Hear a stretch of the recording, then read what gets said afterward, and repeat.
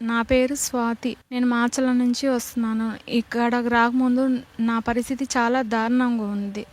Mind బాగోక ఇంట్లో నుంచి వెళ్ళిపోయేదాన్ని. రోడ్లమ్మటి ఎక్కడ పడితే అక్కడ పడిపోయేదాన్ని. తెలియకుండానే వెళ్ళిపోయేదాన్ని. పోయి రోడ్లమ్మటి ఎక్కడ పడితే అక్కడ పడిపోయి ఉండేదాన్ని. మా హస్బెండ్ కానీ మా పిల్లల వాళ్ళు అందరూ నన్ను వెతికి తీసుకొచ్చేవాళ్ళు. ఎవరైనా వచ్చినా కానీ నేను బండి ఎక్కను. మా హస్బెండ్ వస్తేనే నేను బండి ఎక్కేది. మా పాప వాళ్ళకి కూడా నేను గుర్తుపట్టను. మా మదర్ కానీ గుర్తుపట్టను. ఎవరిని గుర్తుపట్టను. వాళ్ళందరినీ నేను ఇంటికి ఎవరైనా వస్తే నేను దారుణంగా కొట్టేసేదాన్ని. పాప వాళ్ళకి మీరెవరు, మీ తల్లి ఎవరు అని చెప్పేసి వాళ్ళకి విపరీతమైన కొట్టి వాతలు బెల్టుతో నేను కొట్టేదాన్ని. విపరీతంగా కొట్టేదాన్ని. నా దగ్గరికి ఎవ్వరు రారు. 8 సంవత్సరాలు ఇంట్లోనే ఉన్నాను నేను. తాళం వేసుకొని మా హస్బెండ్ షాప్కి వెళ్ళేవాళ్ళు. పాప వాళ్ళు కానీ ఎవ్వరు నాకు అన్నం పెట్టేవాళ్ళు కాదు. మా హస్బెండ్ మార్నింగ్ వెళ్తే ఈవినింగ్ వస్తారు. ఈవినింగ్ వచ్చి ఆయన అన్నం పెడితేనే నేను తినేది. స్లీపింగ్ టాబ్లెట్ ఇచ్చేసి నాకు పండుకోబెట్టేవాళ్ళు. 8 సంవత్సరాల నుంచి నేను అలానే బాధపడ్డాను. నేను హెర్బల్ వాడుతున్నాను, హెచ్ఎఫ్ఎన్సీలో. ఆ అన్న నాకు పరిచయం చేశారు. ఇక్కడ స్మెల్స్ అన్న కాడికి వెళ్ళండి సిస్టర్, మీరు బాగుపడతారు, చాలా బాగా చెప్తారు, అన్న హీలింగ్ బాగా చేస్తారు అని చెప్పేసి అంటే నేను ఆ అన్న ద్వారా నేను ఇక్కడ స్మెల్స్ అన్న కాడికి కనుక్కొని నేను వచ్చాను. ఇక్కడికి వచ్చాక నాకు బాగైంది. నేను ఇప్పుడు 1.5 సంవత్సరాల నుంచి వస్తున్నాను. ఇప్పుడు దాకా నేను ఇంట్లో నుంచి వెళ్ళిపోవట్లేదు. నేను షాప్కి వెళ్తాను.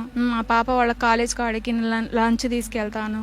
చాలా బాగుంటుంది. ఇప్పుడు ఇక్కడికి వచ్చాక బాగున్నా. నేను అంతకుముందు నా పరిస్థితి చాలా దారుణంగా ఉండేది. మెంటల్ అని చెప్పేసి ముద్రేసేసారు నాకు. అంతకుముందు ఎవరు రారు మా ఇంటికి. ఇప్పుడు అందరు వస్తున్నారు, అందరు మాట్లాడతారు. ఇప్పుడు బాగా అయ్యాక మాట్లాడుతున్నారు. నేను మెంటల్ అని చెప్పేసి ఇంటికి రావాలంటేనే భయం. వాళ్ళందరినీ కొట్టేస్తాను. స్లీపింగ్ టాబ్లెట్స్ మైండ్ బాగోక డాక్టర్ రాసి ఇచ్చారు నాకు స్లీపింగ్ టాబ్లెట్స్. అవి వేసుకుంటేనే నిద్రపోయేదాన్ని, లేకపోతే నిద్రపోను. నేను ఇంట్లో నుంచి వెళ్ళిపోయేదాన్ని.